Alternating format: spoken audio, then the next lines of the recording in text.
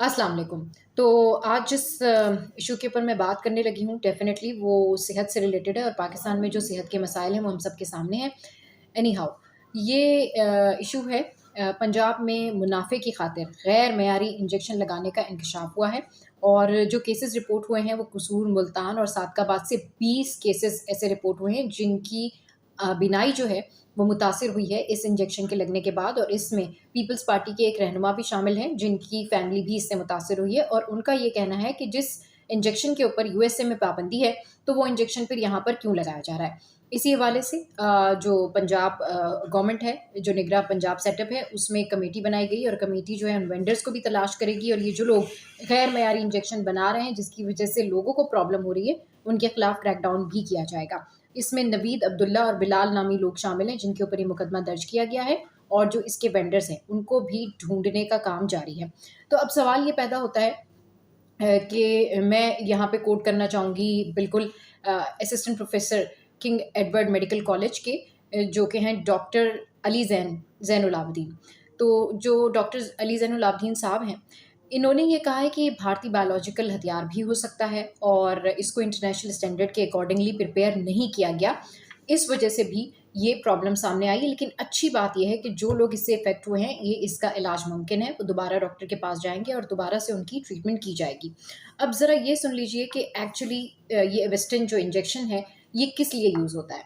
ये कैंसर के ट्रीटमेंट के लिए यूज़ की जाती है। ये एविस्टिन की जो ड्रग है, इसको कैंसर के ट्रीटमेंट के तौर पर दिया जाता है। लेकिन यहाँ पर जो लोगों के अंदर डायबिटिक होती है, जो डायबिटिक रेटिनोपैथी के पेशेंट होते हैं या फिर इस तरह के पेशेंट होते हैं जिनकी जो ब्लड वेसल होती है, उसके अंदर ब्लॉकेड होता है, तो उसके लिए भी ये दी जाती है ताकि उनकी जो ब्लड वेसल है, वो श्रिंक करे, कंप्रेस रहे और उनकी जो आई है वो नॉर्मल परफॉर्म करे। अच्छा, ये एएमडी की ट्रीटमेंट के लिए भी दी जाती है जो कि एज रिलेटेड मैकुलर डीजनरेट है। इसके अंदर जो सबसे पहला इसका इस्तेमाल हुआ था वो 2005 में हुआ था। ये यूएसए अप्रूव्ड ड्रग नहीं है।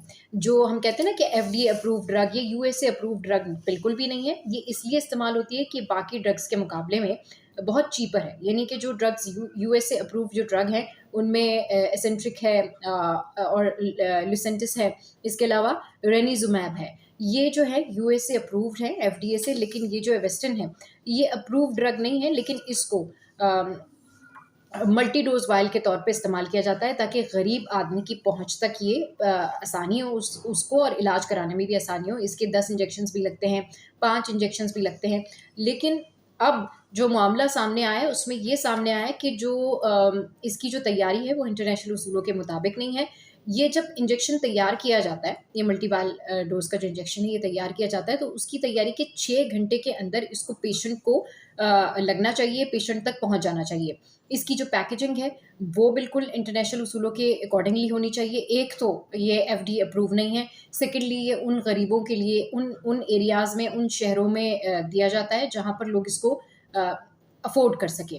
अच्छा, इसके ऊपर मुनाफ़ा कमाया जा रहा था और इसके मुनाफ़े के हवाले से भी यही काफ़ी जो है वो बातें सामने आई हैं कि इस पे 1 से डेढ़ लाख रुपए मुनाफ़ा कमाया जा रहा था। 28 से 40 हज़ार का ये इंजेक्शन है। तो इसके जो गोदाम हैं वो भी सील कर दिए गए हैं, छापे भी मारे जा रहे हैं और अगर आई से रिलेटेड जो भी प्रॉब्लम होती है उसमें ये लोगों के ऊपर यूज़ की जाती है। आई रेटिनोपैथी है, ये डायबिटिक के पेशेंट्स को ज़्यादा लगाई जाती है ताकि उनकी जो उस डायबिटीज़ की वजह से जो उनकी आँखें रेड होना शुरू हो जाती हैं, उनको जो विज़न लॉस हो जाना शुरू हो जाता है, उसमें ये कारआमद साबित हो।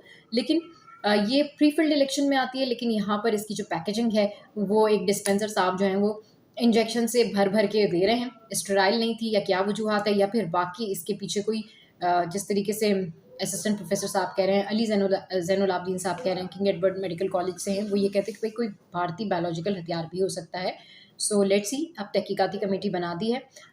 इस हवाले से लोगों को भी पकड़ा गया है, मुकदमे दर्ज हो रहे हैं। लेकिन अब आप लोगों ने क्या करना है? अब आप लोगों ने ये करना है कि जब भी आप इस तरह से ऑप्थेल्मोलॉजिस्ट के पास जाएँ, जब भी आप अपने आई ट्रीटमेंट्स लें, जब भी आप अपना चेकअप कराएँ, तो डेफ़िनिटली आपने डॉक्टर से जो भी ड्रग आपके आई में इंजेक्ट कर रहे हैं, जो भी ड्रग आपको लगाई जा रही है, आप उसके बारे में अपने डॉक्टर से ज़रूर पता करें और खुद भी जो आपके मेडिकल ट्रीटमेंट आपको असाइन करता है डॉक्टर, खुद भी जो प्रिस्क्रिप्शन आपको लिख के दिया जाता है, उसके बारे में आप खुद भी मालूमात किया करें, ये आपके बहुत काम आएगा। तो फ़िलहाल तो ये सूरत हाल है।